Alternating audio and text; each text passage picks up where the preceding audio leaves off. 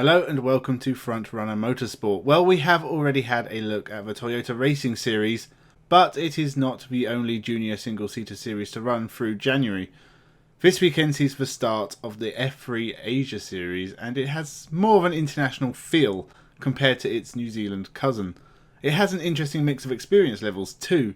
In fact, it's just an interesting field altogether. So sit back, relax, and let's begin.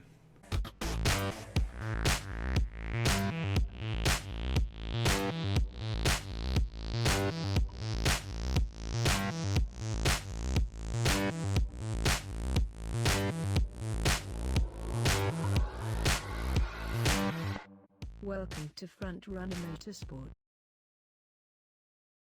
Pinnacle Motorsport. So, racing for Pinnacle, we have Pierre-Louis Chauvet, who has won a race in French F4 and Formula Regional European Championships, but hasn't really done much else until he took to the 2020 Formula 3 Championship with High-Tech for the last few rounds and managed a decent 6th place at Monza. He will be returning to Formula 3 with Genza for 2021. He is joined by Eliseo De Leda, a driver who I have no idea how he finds work. He's awful.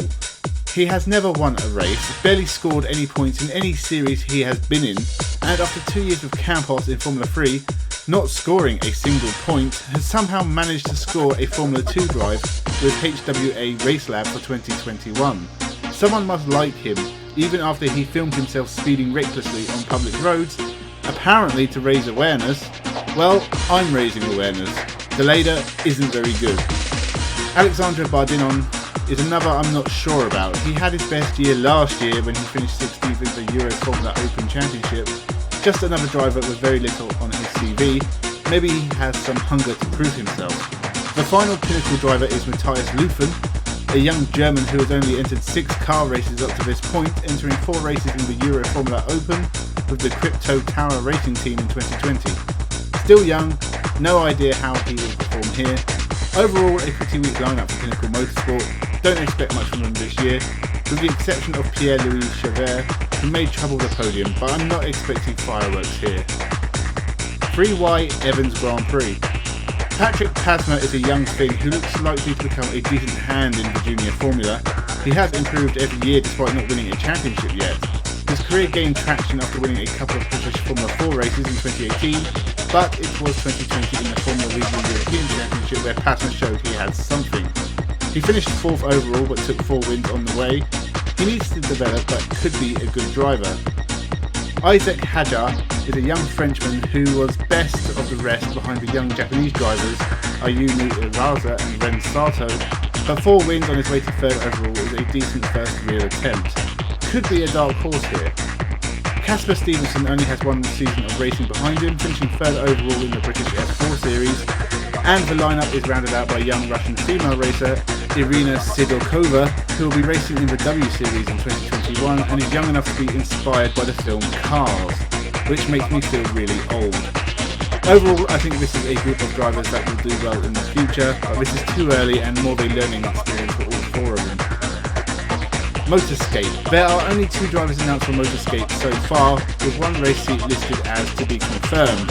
I heard a rumour that Lewis Hamilton is going to race for them, but is stalling on the contract.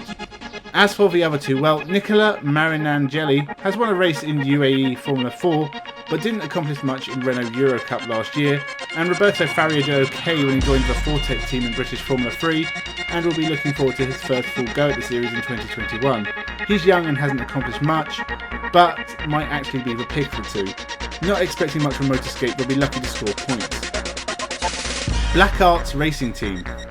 Last year's winners return with 4 new drivers. Rafael Villagomez had a few races in British Formula 4 but is still very much a rookie.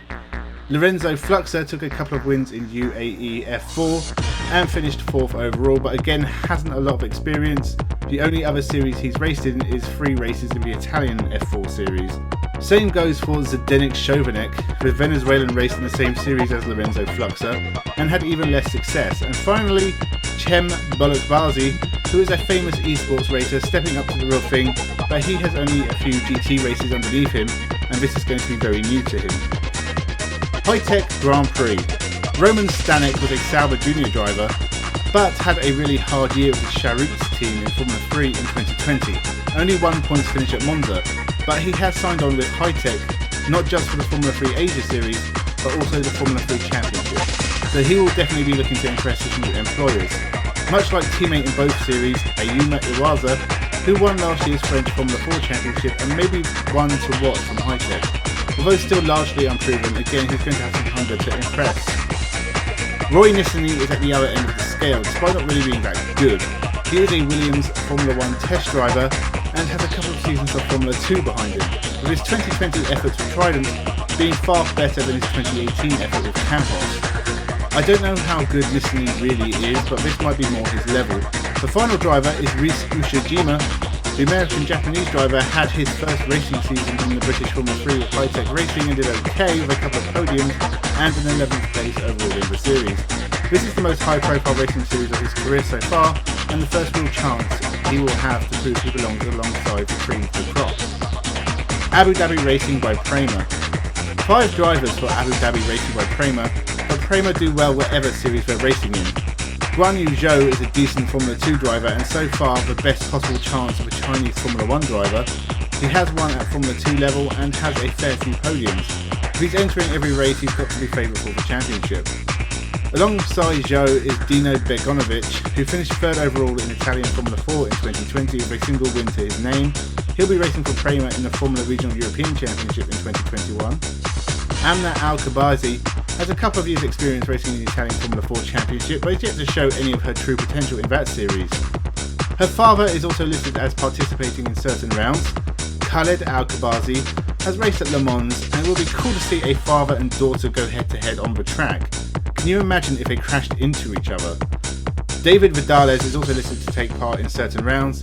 He has a couple of race wins in the Renault Eurocup series in 2020. It was his first full season of racing, but he'll be competing in the Formula Regional European Championship for Prema in 2021. A mixed bag, and I'm not sure all of these drivers will compete at every round. Mumbai Falcons. The Indian team has 2 Indian drivers. First off, Jehan Daruvala, who finished 3rd for Prema in Formula 3 in 2019 before competing in Formula 2 with Carlin in 2020. It was often a difficult year, but he took the final win of the championship at Bahrain, and it looks like he has accomplished enough to get a second year in Formula 2 with Carlin for 2021. He is joined by Kush Maini, a young Indian who finished 2nd in the British Formula 3 Championship last year. He also finished 3rd overall in 2018. He can't be much worse than older brother Arjun Maini, who has seemingly been banished to the realms of Le Mans Series races. In fact, he'll be racing in the Asian Le Mans Series on the same weekend, so at least they can hang out with each other. So that is the preview of the 2021 Formula 3 Asia Series. Who do you think has the most potential? Who do you think will be champion?